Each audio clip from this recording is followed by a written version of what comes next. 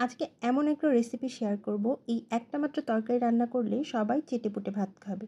আর তা হলো চিকেনের পুরভরা পটলের দোলমা। এটা এত মজার হয়, এমন কেউ নেই যে এটা অপছন্দ করবে। এর জন্য আমাদের পটল লাগবে এবং পটলগুলোকে ঠিক এইভাবে আমাদের কেটে নিতে হবে। ভেতরের পটলের মাঞ্জাটাকে বের করে ফেলতে হবে। আমি সবগুলো করে নিয়েছি এবং একটা রেখেছি আপনাদেরকে দেখিয়ে দেওয়ার জন্য।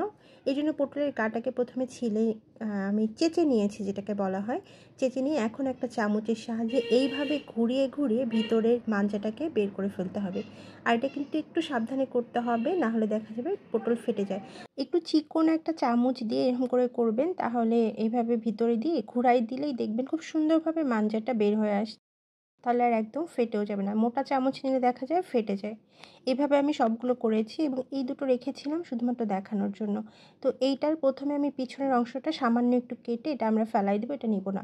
এবং পুরোটাকে এইভাবে চেঁচে নিতে হবে। এখন এই অংশটাকে আমরা একটু বেশি করে কেটে নিব, কারণ এটা আমরা পরবর্তীতে ঢাকনা হিসেবে ব্যবহার করব। একই রকমভাবে চামচ দিয়ে আবারও ঘুরিয়ে ঘুরিয়ে ভিতরে মাঞ্জাটা বের করে নিব। সবগুলো করে নিয়েছি, এখন এগুলোকে আমরা ধুয়ে নিব। ভালোভাবে ধুয়ে পানি ঝরিয়ে নিয়েছি। এখন এর মধ্যে লবণ দিয়ে দিচ্ছি 1 চামচ আর হলুদ গুঁড়ো দিয়ে দিচ্ছি 1/2 চা চামচ। এখন ঢাকনা দিয়ে ঢেকে একটু ঝাঁকিয়ে ঝাঁকিয়ে লবণ হলুদটা মাখিয়ে নিব। লবণ হলুদ মাখিয়ে রেস্টে রেখে দিব 5 থেকে 7 মিনিটের জন্য। 1/2 কাপ পরিমাণ মুরগির বুকের মাংস কিমা করে নিয়েছি। এরপর এতে দিয়ে দিলাম লবণ 1/2 চা চামচ, ধনিয়া গুঁড়া 1/2 চা চামচ, জিরা গুঁড়া 1/2 চা চামচ, মাংসের মশলা 1/2 চা চামচ, এরপর মরিচ গুঁড়া 1/2 চা চামচ, আদা বাটা 1/2 চা চামচ, রসুন বাটা 1/2 চা চামচ এবং লেবুর রস সামান্য একটু। এখন মাংসগুলোকে মেখে নিব, একটু ভালোভাবে মেখে নিব যেন মশলাগুলো প্রপারভাবে মাংসে যায়। এরপর এতে পেঁয়াজ বাটা দিয়ে দিব 1 চা চামচের একটু বেশি এবং একই রকমভাবে আবারও মেখে নিব। এটা মেখে নেওয়ার পর রেস্টে রাখার প্রয়োজন নাই। এখান থেকে 1 চামচ পরিমাণে নিয়ে পটলের মধ্যে আমরা ভরে দেব এবং এটা কিন্তু হাত দিয়ে চেপে চেপে ভিতরে পুরটাকে ভরে দিতে হবে, যার কারণে এটা চামচ দিয়ে আসলে করা যায় না। আমি এইভাবে হাত দিয়ে চেপে ভিতরে পুরগুলো ভরে দিলাম। এখন যে বাড়তি অংশটা আমরা কেটেছিলাম এইটা এইভাবে দিয়ে একটা কাঠি দিয়ে আমরা বন্ধ করে দিব, যেন ভাজার সময় এটা মুখটা খুলে না যায়। এইভাবে সবগুলোতে এখন পুর ভরাই নিব এবং একই রকমভাবে কাঠি দিয়ে এভাবে সবগুলো বন্ধ করেছি। এই ফাঁকে চুলায় প্যান বসিয়ে দিয়েছিলাম এবং এর মধ্যে পর্যাপ্ত পরিমাণে তেল দিয়ে দিলাম ভেজে নেওয়ার জন্য। তেলটা গরম হয়ে আসলে এক এক করে সবগুলো পটল তেলের মধ্যে ছেড়ে দিব।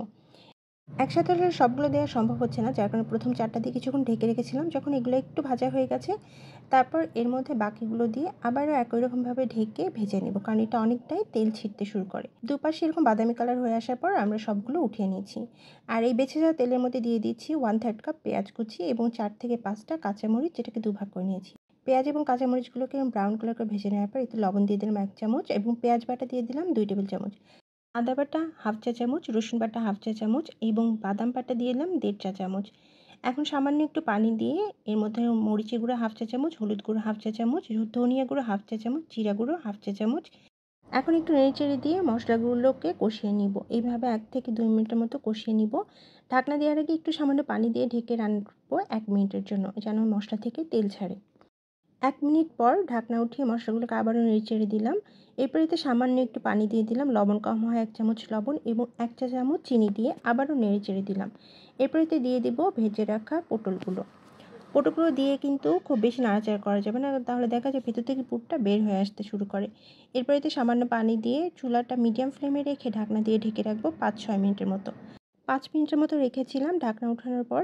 এখন পটলগুলোকে এভাবে উল্টিয়ে দিব। সবগুলো পটল উল্টিয়ে দেওয়ার পর এগুলো কিন্তু আমাদের কষানো হয়ে গেছে। এখন সেদ্ধ হবার জন্য আমি এখানে 1 কাপ পানি দিয়ে দিব। এরপর এতে দিয়ে দিব সামান্য একটু লেবুর রস, 1/2 চা চামচ পরিমাণে লেবুর রস। এখন ঢাকনা দিয়ে ঢেকে রান্না করব ততক্ষণ পর্যন্ত যতক্ষণ না ঝোল 80% কমে আসছে।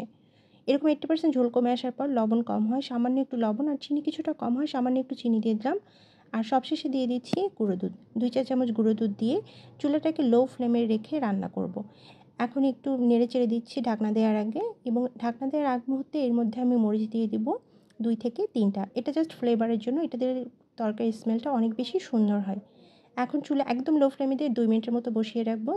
এরপর চুলা বন্ধ করে বসিয়ে রেখেছিলাম আরও 2 মিনিট। রান্না কিন্তু একদম কমপ্লিট হয়ে গেছে এবং ঝোলটা ঠিক এইরকম মাখা মাখা হবে। এই রান্নাটা আপনি রুটি পোলাও যেকোনো কিছুর সাথেই খেতে পারবেন, ভাতের সাথেও খেতে পারবেন। আর এটার গ্রেভিটা এত মজার হয়, শুধু গ্রেভিটা দিয়ে আসলে 1 প্লেট ভাত শেষ করা যায়। এটা ঠিক কেমন হয়েছে তা একটু আপনাদেরকে কেটে দেখাচ্ছি। আপনি যদি ইউটিউব চ্যানেল থেকে আমার ভিডিও দেখে থাকেন তাহলে ইউটিউব চ্যানেলটি সাবস্ক্রাইব করে পাশেই থাকবেন। যদি ফেসবুক পেজ থেকে দেখে থাকেন তাহলে নতুন নতুন রেসিপি পেতে পেজ ফলো দিতে ভুলবেন না। আপনাদের কাছে এই রেসিপিটি কেমন লাগে কমেন্টস করে অবশ্যই জানাবেন। আজকের মতো বিদায় নিচ্ছি। আল্লাহ হাফেজ।